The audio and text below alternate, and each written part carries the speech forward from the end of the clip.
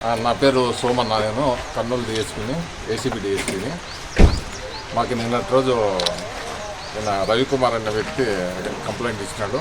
ఏమంటే అతనికి VLT tax అంటే విఎల్ ట్యాక్స్ అంటే వెకెంట్ ల్యాండ్ ట్యాక్స్, ఈ ట్యాక్స్ అంటే గవర్నమెంట్ కట్టవలసిన దానికంటే తగ్గిస్తానని చెప్పి ఆయన తగ్గించే దానికోసం నాకు లంచం ఇవ్వాలని చెప్పి 7,000 రూపాయలు డిమాండ్ చేసినాడు.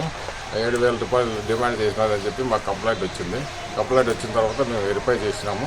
వెరిఫై చేసి అక్కడ అన్ని ప్రొసీడింగ్స్ చేసుకొని అది డబ్బు అతనితో 7,000 రూపాయలు నంబర్లో అంతా నోట్ చేసుకొని వచ్చి ఈరోజు అతనికి ఇచ్చి పంపించినాము. కంప్లైంట్ రవికుమార్కి ఇచ్చి పంపిస్తున్నాము. అతను మా ఆఫీసులో నుంచి అంటే మున్సిపల్ ఆఫీసులో నుంచి బయటకు వచ్చి గేట్ ఎదురుగా గేటు బయటకు వచ్చి రోడ్లో తీసుకుంటున్నాడు డబ్బు. మేము అబ్జర్వ్ చేసి అది డబ్బు తీసుకున్న తర్వాత అతను రెడ్గా పట్టుకున్నాము. ఇది కెమికల్ టెస్ట్ చేసినాము. కెమికల్ టెస్ట్ కూడా పాజిటివ్ రిజల్ట్ వచ్చింది. ఇప్పుడు ప్రొసీడింగ్స్ రాసి అతన్ని రిమాండ్కి పంపిస్తాం. సార్, గతంలో టౌన్ ప్లానింగ్ సెక్షన్లో దాదాపు 2 నుంచి 3 రోజుల పాటు మీ ఏసీబీ అధికారులు తనిఖీలు నిర్వహించినారు.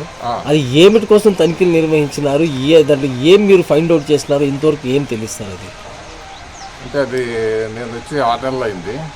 అది కూడా కర్నూలులోను ఇన్ఛార్జ్ ఇప్పుడు అనంతపురము. అప్పుడు ఎన్ని సంవత్సరాల కింద చేసినప్పుడు మాకు తెలియదు. అది జరుగుతుంటుంది. ఒకవేళ తనిఖీలు జరిగితే సర్ప్రైజ్ చెక్ అంటారు. సర్ప్రైజ్ చెక్ చేస్తే ఏమవుతుందంటే అక్కడ ఏదన్నా అవకతవకలు జరిగి నోటీస్ అయితే దానిపైన యాక్షన్ తీసుకుంటాము. ఏమీ జరగలేదనుకుంటే దానిపైన యాక్షన్ ఉండదు.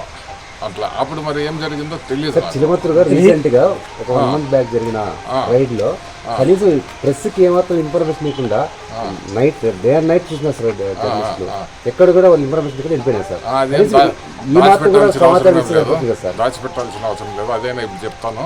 అదే మీరు ఇది రిజిస్ట్రేషన్ ఆఫీసు సర్ప్రైజ్ చెక్ చేసినాము. సర్ప్రైజ్ చెక్ అంటే అకస్మాత్తుగా వచ్చి మేము వచ్చి ఆ రికార్డ్స్ అన్ని సర్ప్రైజ్ చెక్ చేస్తాము. తర్వాత వాళ్ళ దగ్గర ఏమైనా అమౌంట్ ఉందా అనేది కూడా చెక్ చేస్తాము.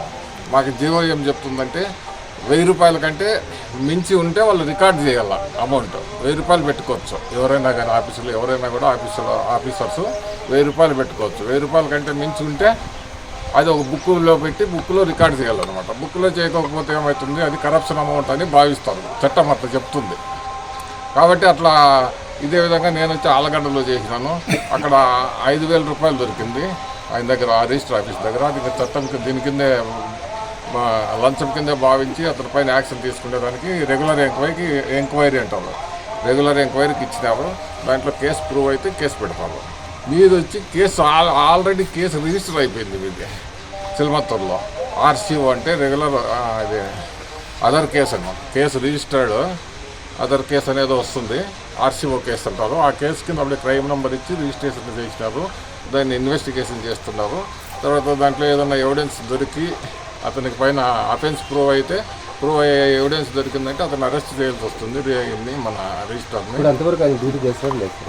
ఇక్కడ చిలమత్తూరు లేదనుకోండి. చిలమత్తూరు లేదు, ఇప్పుడు లేదనుకుంటా. లోపల ఎక్కడ పంపుతున్నారు అక్కడ లేదు సార్. లేదు అంటే కొంచెం టైం ప్రొసీజర్ ఇచ్చారా లేదు సార్? అది తెలియదు, మాకు తెలియదు. వీళ్ళకి ఏమన్నా టౌన్ పోస్ట్ అయినదంట.